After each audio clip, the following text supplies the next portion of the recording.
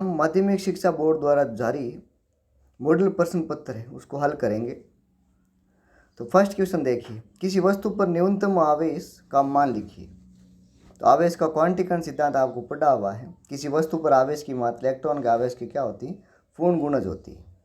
तो इसका आंसर होगा Q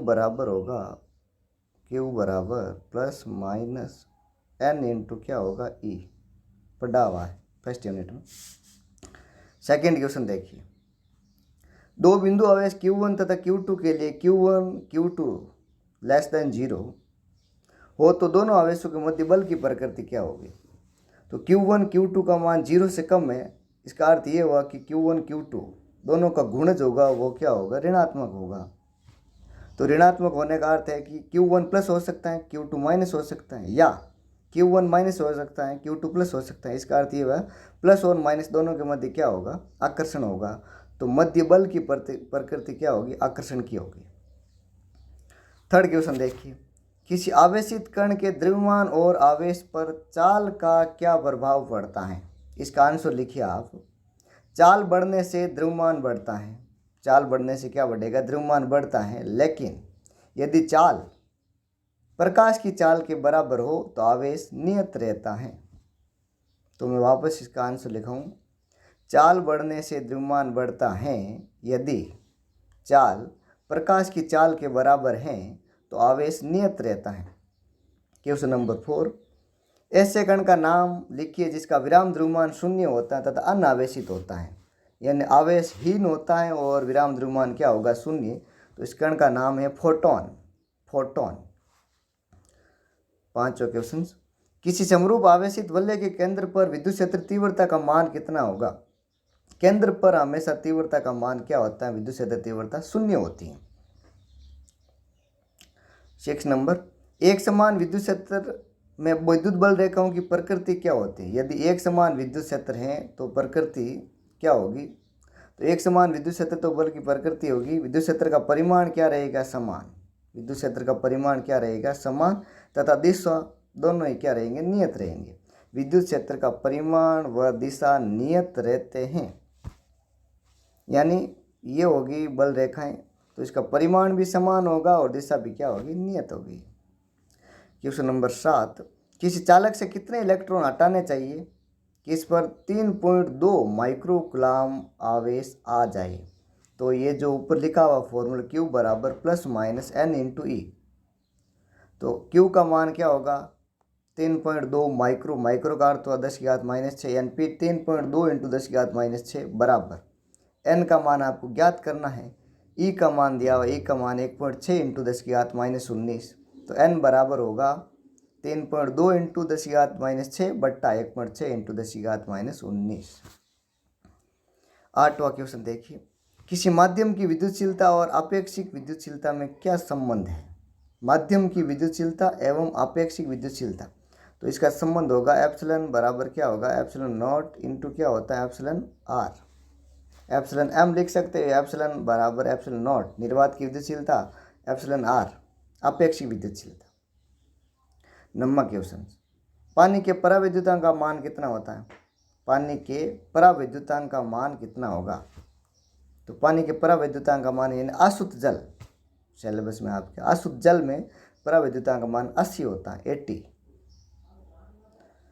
10वां, एप्सिलॉन नॉट का विमीय सूत्र क्या होता है। एप्सिलॉन नॉट का विमीय सूत्र क्या होगा, तो सीधा ही लिखवा देता हूँ मैं, M-1 L-3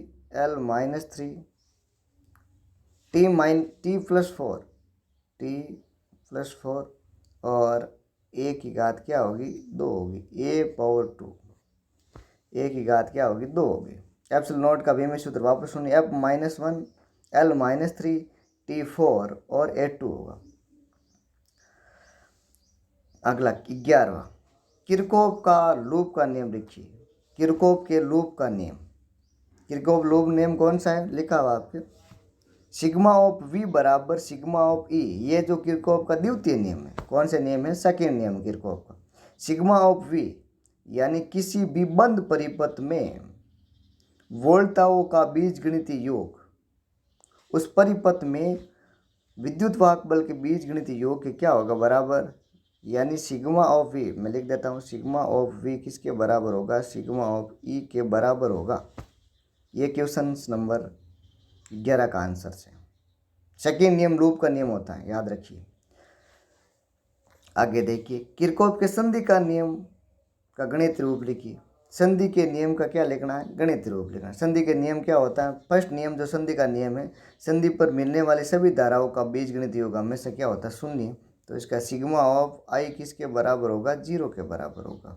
सिग्मा ऑफ आई किसके बराबर होगा, 0 के बराबर। ये लिखना आपको 12 में। 13वां, विभव प्रवणता किसे कहते हैं, तो किसी विभवमापी के प्रति एकांक लंबाई में उत्पन्न विभव पतन को विभव प्रवणता कहते हैं। किसी विभवमापी के प्रति एकांक लंबाई में उत्पन्न विभव पतन को विभव प्रवणता कहते हैं। फॉर्मूला लिख देता हूँ मैं, फॉर्मूला हैगा x बराबर v अपॉन क्या होगा l। ये फॉर्मूला आपको काम करेगा 13वां में।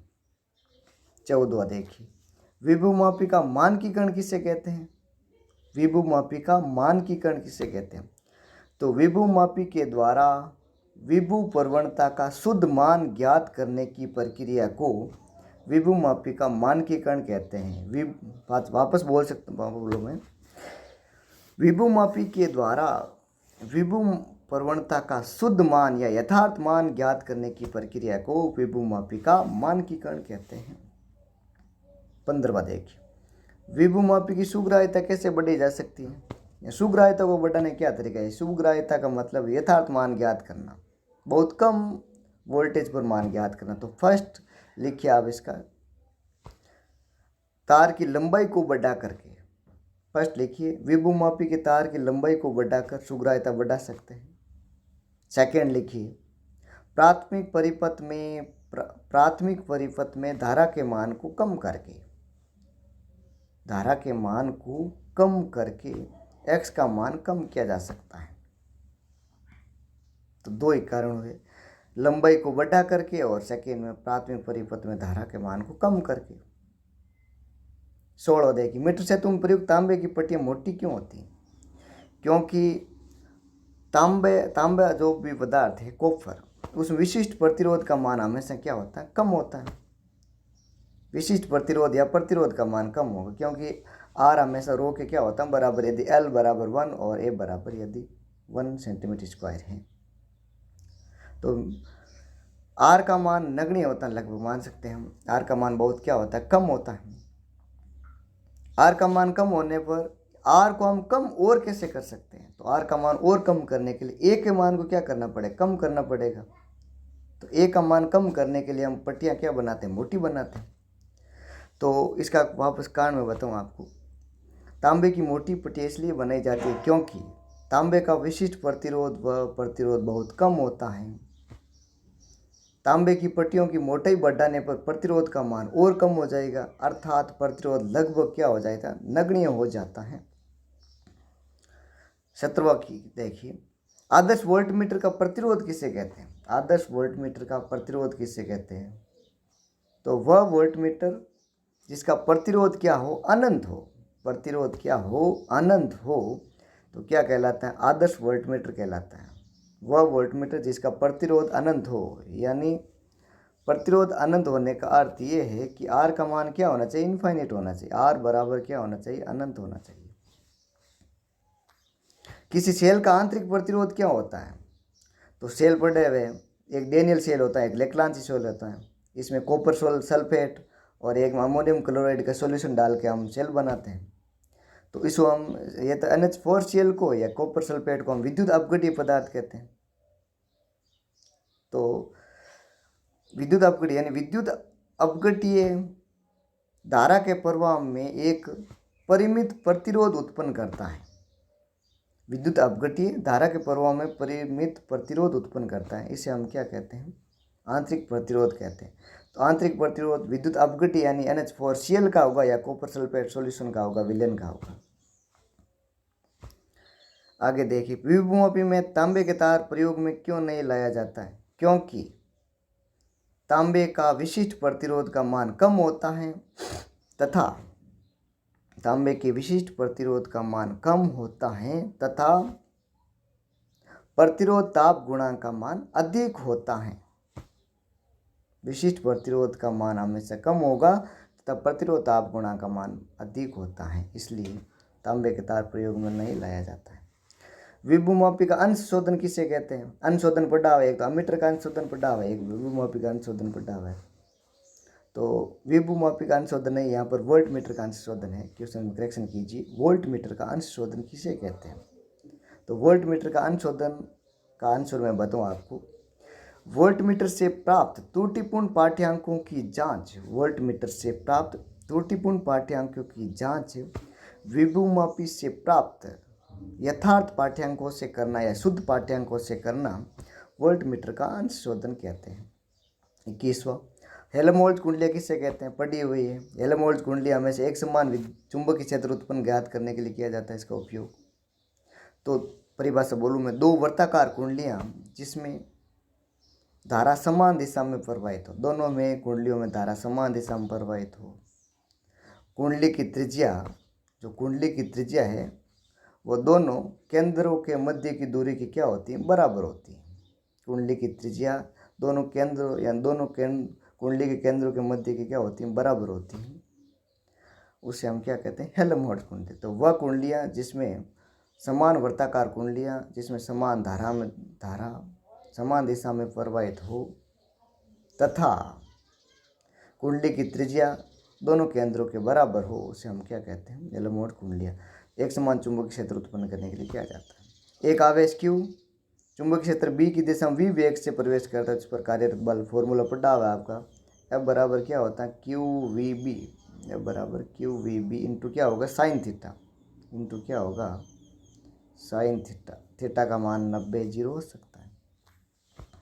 इसके आगे देखिए आप, फ्लेमिंग के बाएं हाथ का नियम लिखिए। फ्लेमिंग के बाएं हाथ का नियम अनुसार बाएं हाथ को इस प्रकार फैलाएं कि तर्जनी चुंबकीय क्षेत्र की दिशा, मध्यमा धारा की दिशा तथा अंगूठा चुंबकीय बल की दिशा को प्रदर्शित करें।